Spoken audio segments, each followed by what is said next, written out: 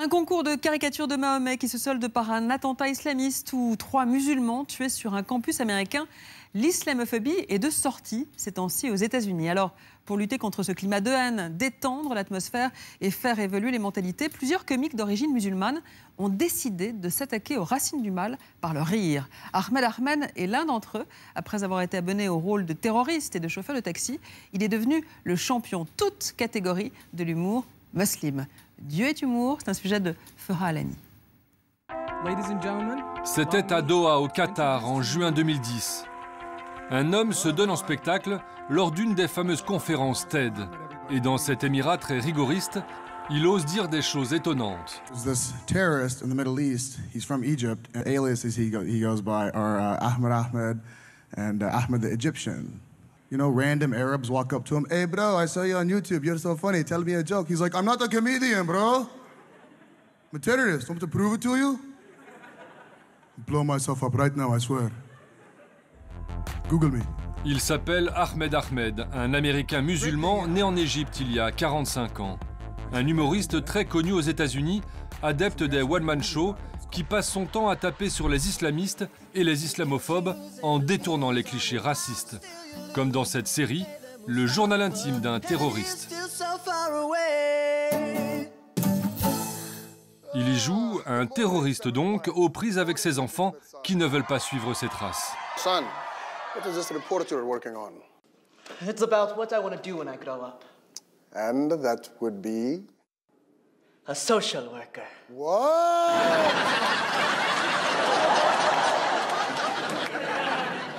So I guess terrorism isn't good enough for you. Is that it? Sa spécialité, l'autodérision, sur scène comme dans ses interviews à la télévision. Après le 11 septembre, les actes islamophobes et anti-arabes ont bondi de 1000%, ce qui nous place en 4e position derrière les Noirs, les gays et les Juifs. Mais qu'est-ce qu'on peut faire pour être premier? On n'arrive même pas à être les plus détestés du pays. Bienvenue à Scottsdale, Arizona, un État très conservateur. Entre bikers et bannières étoilées, les habitants du coin confondent un peu trop souvent musulmans et terroristes. C'est à cette Amérique-là qu'Ahmed a décidé de s'adresser. Depuis quelques mois, il est en tournée pour faire reculer l'islamophobie. C'est sa mission. Quand vous êtes un comédien d'une minorité ethnique, surtout d'une minorité religieuse, vous avez une certaine responsabilité. Sans leur forcer la main, vous devez éduquer un peu les gens sur votre culture et votre religion. Le directeur du tout nouveau théâtre de la ville qui a invité Ahmed y croit aussi. Il plaisante avec l'islam à sa façon. Il est proche des gens. Après le show, il va leur parler. C'est une sorte d'ambassadeur qui brise les stéréotypes. Et je pense que c'est très sain. Un ambassadeur. Le show commence. Il n'y a presque personne. Pas beaucoup de gens à éduquer ce soir.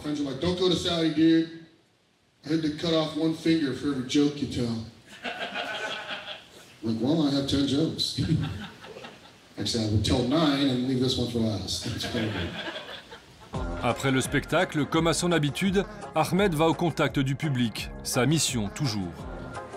Je suis une grande fan. Merci beaucoup. La conversation prend toujours une tournure politique. C'est ce qu'il recherche. Plus les gens viennent au spectacle, plus ils seront ouverts d'esprit. Ça crée des ponts entre les gens. Oui, il y a une culture de l'échange. Los Angeles, Californie. Ahmed Ahmed vit ici à quelques mètres de l'océan. Il est arrivé à 19 ans et comme tant d'autres, il a décidé qu'il serait acteur. Bienvenue chez moi. Voici ma modeste demeure de Venice Beach, Californie. Entrez. J'ai joué un caméraman dans le film Programmé pour tuer avec Denzel Washington et Russell Crowe. J'avais une réplique avec Denzel Washington. Laquelle? Il me demandait où étaient les studios et je lui répondais au 38e étage. C'est tout. Il finit par se faire une place à Hollywood. Au cinéma, il enchaîne les petits rôles dans des films comme Iron Man ou Rien que pour vos cheveux. Il y joue toujours le méchant musulman. À la télévision, il décroche un rôle dans la série à succès Sullivan & Son. À cette occasion, il monte en grade, il est le gentil arabe. Depuis le début de sa carrière, pour les studios, Ahmed n'est pas américain, il est l'arabe de service, avec sa cohorte de clichés racistes. Une fois, pendant un casting, le réalisateur voulait que je lise des phrases que je n'aurais jamais prononcées. Je trouvais ça drôle. Alors je les ai lues en exagérant. Asseyez-vous, vous allez obéir ou je vous tuerai au nom d'Allah. En fait, je plaisantais. Mais il a dit, c'est brillant. Recommencez, mais donnez-moi plus de Moyen-Orient. Vous savez comment sont les gens là-bas. J'ai dit, quoi, en colère? Il a dit, oui, donnez-moi un peu de cette colère orientale cachée que votre peuple possède. Ah bon, on est comme ça? Voilà ce qui l'a poussé à combattre l'islamophobie sans non plus brosser les musulmans dans le sens de la barbe. À cause de ces sketchs, largement diffusés sur Internet, on le déteste des deux côtés.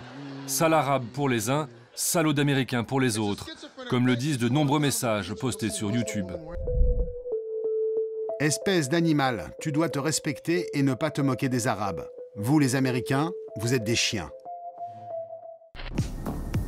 Quelques jours plus tard, nous retrouvons Ahmed à Dubaï, dans les Émirats Arabes Unis. Il est connu là-bas aussi. Mais même dans cette ville la plus libérale de la région, Ahmed n'a pas le rire facile. En 2005, il a été interdit de scène à Dubaï pendant 1 an, pour blasphème. Tout ça à cause d'un sketch inspiré par cette mosquée, devant laquelle il nous a donné rendez-vous. On s'est garé sur le parking là, et on se dirigeait vers cette boîte de nuit de l'autre côté de la rue. Et en même temps, j'entendais l'appel à la prière de la mosquée.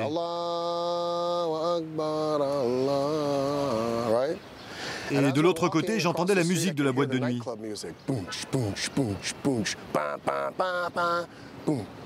Et en même temps, l'appel à la prière.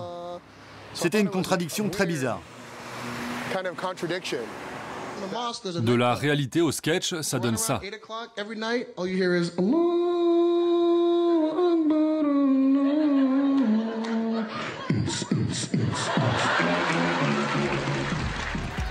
L'interdiction a été levée et le voici donc de nouveau à Dubaï pour y ouvrir un club de stand-up. Il sait qu'il devra se censurer, il l'assume. Aux États-Unis, on a la liberté d'expression, pas au Moyen-Orient. Alors évidemment, on ne parle pas de religion, surtout pas de l'islam, et on ne touche pas au prophète.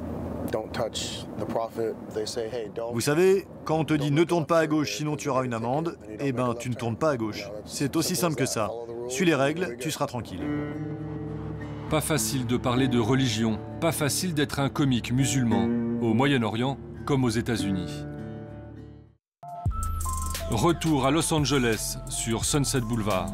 Ce soir, Ahmed joue au célèbre théâtre comique la Love Factory. Déjà une grande victoire. C'est très difficile d'avoir son nom en tête d'affiche, surtout si tu as un nom musulman. Merci d'accueillir Ahmed. À Hollywood, il est en terrain conquis.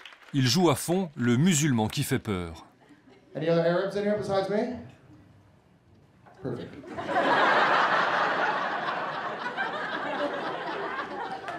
That's okay, it only takes one of us. That guy was like legit scared. It's happening! It's happening! ISIS is here. I know, because he looks like ISIS. Un humour qui fait bien rire Hollywood. Ailleurs, aux États-Unis, c'est moins sûr. Le cliché du musulman terroriste à la vie dure. Il faudra plus que quelques spectacles pour changer les mentalités.